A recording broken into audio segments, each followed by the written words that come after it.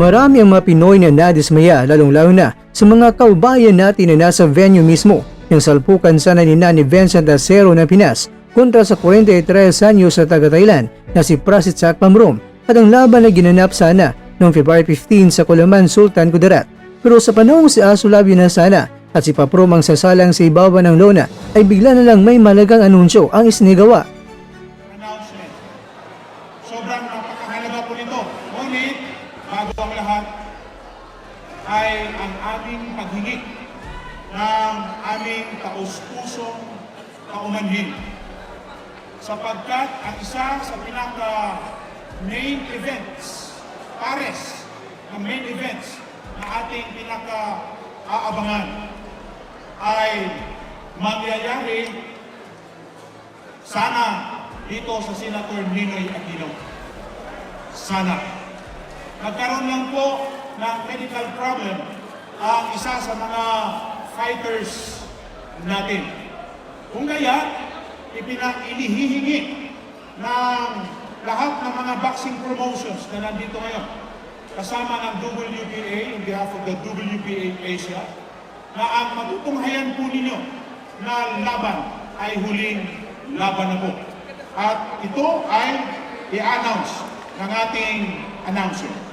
Kaya marami ngayon ang medyo nabigla at nagulat nang hihinayang din ng ilan dahil sayang din naman ang time zone na paghanda ni Asolabio sa kanyang homecoming fight mula sa kanyang mapait na sinapit kontra yan sa current WBC Bantamweight World Champion na si Jonto Nakatani. Kaya dahil dito ay pinutakte ng mga samot-saring mga komento o mga reaksyon ng mga Pinoy ang hindi inaasang nangyari. Una, ang tanong nila ay bakit sa oras na aakyat na sana sina Asolabio at si Paprom ay biglang inanunsyo ng laban nila ay hindi na matutuloy. May mga nagsasabi na baka doon na lang sa mismo sa oras na lalaban na sa Asolabio inanunsyo para mga tao na naghintay sa homecoming fight ni Asolabio ay hindi alis at manunood talaga dahil inaasahan nila na matutunghayan nila ang muling pagbabalik ng Times 10 ng Pinas. Kaya dahil doon na mismo ibinunyag na kansilado ang laban ni Asolabio at ni Paprom kaya wala na nagawa ang mga tao na naghintay kundi manood talaga sa main event sa pamamagitan ni Arneldo Franco kontra kay Jonathan Refugio para sa World Boxing Association Asia Minimum Weight Championship na kung saan tagumpay itong si Lou Franco at siya na ang bagong kampiyon. Pinaulan na ng mga body shots ni Lou Franco itong si Refugio hanggang umayaw na ito bago magsimula ang round 3. Nagbigay naman ito ng saya sa lahat ng mga boxing fans sa magandang laban na natunghayan nila. Kaya lang, hindi pa rin may alis ang panghinayang kung bakit hindi natuloy ang laban ng two-time world title contender na si Asolabio. Sa oras na ginawa ko ang video ito mga kakwento, wala pa rin opisyal na pahayag o paliwanag ng Team Asolabio kung bakit bigla na lang hindi natuloy ang laban. Hindi malinaw din ang ibinigay na paliwanag sa event organizer na sinabi lang nila na medical reason ang naging dahilan kaya dapat i-cancel ang laban. Hindi sinabi nila kung sino nga ba ang nagka-problema, ang 27 anyos ba na si Asolabio o di kaya ang 43 anyos na si Paprom. Kaya naman, nang nalaman ng ating mga kababayan na 43 anyos na pala ang makakalaban ni Asolabio ay naging samot-sari naman ang naging reaksyon ng ating mga kababayan. May nagsabi o baka nagkarayuma o nagka-arthritis kaya hindi na makalaban dahil senior citizen na raw. May nagsabi pang lolo na ang kalaban tapos Thailander pa o Thai. Sino pa man ho dyan, mga langaw? May nagsabi pa na senior na pala ang kalaban ni Times 10. Dati raw magbabakal kalaban, ngayon senior citizen naman. Times 10 parang wala na raw dahil pati senior citizen ay pinapatos na. Sa boxing ay talagang may hindi natin inaasahan. May mga pagkakataon na kung saan bigla na lang na hindi matuloy ang laban. Pero ang hiling ng ilan mga kwento ay sana ipaliwanag naman o sabihin ang buong detalye para hindi mag-alala ang mga Pinoy boxing fans na baka ang kaubayan natin ang nagkaroon ng problema. Pero sana hindi sa Asolabio ang nagkaroon ng problema. Kung timbang naman ang ating pagbabatayan ay parehong lampas sila sa bantamweight limit na 118 pounds. Pero biglang ginawang catch weight na 120 pounds ang laban nila para matuloy lang. Mabuti na lang dahil hindi sa Japan ang laban.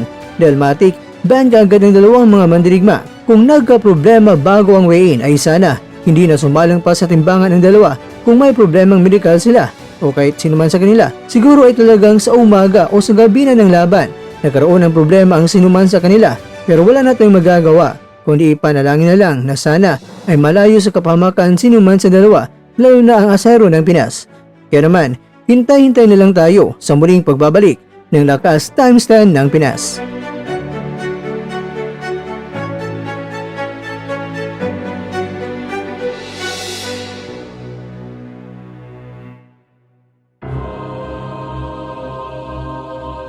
Mga kakwento, sa Fu Chao Building sa Singapore ay mapapa-Fu Chao ka talaga sa ginawa ng ating mandirigma.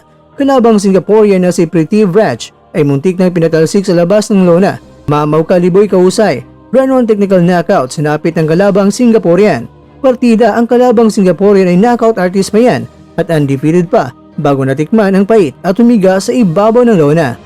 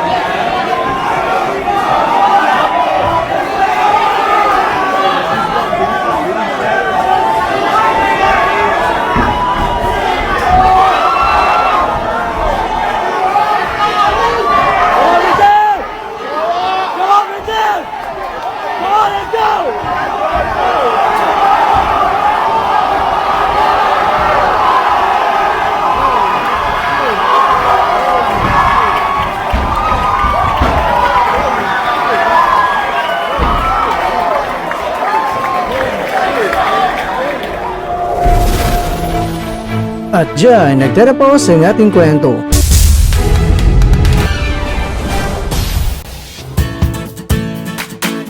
Maraming salamat mga kakwento sa inyong panonood. Pero baka naman mga kakwento ay nagustuhan niyo po ang kwento natin ngayon.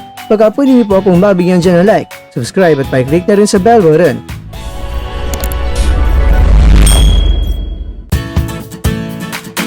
Pero bago tayo tatapos mga kwento, syempre, shoutout po muna tayo dyan sa ating mga kakwento. Kay kakwentong Private Ryan, kay kakwentong December Denver, kay kakwentong J. Mar Montibon, at kakwentong nanonood ngayon, shoutout sa iyo dyan. Bueno, hanggang dito na po muna ang ating kwentuhan at abangan na po ating susunod na video. At dito lang po yan sa isang channel na kung saan maaring ito'y mga kwentong di pa na kwento sa inyo.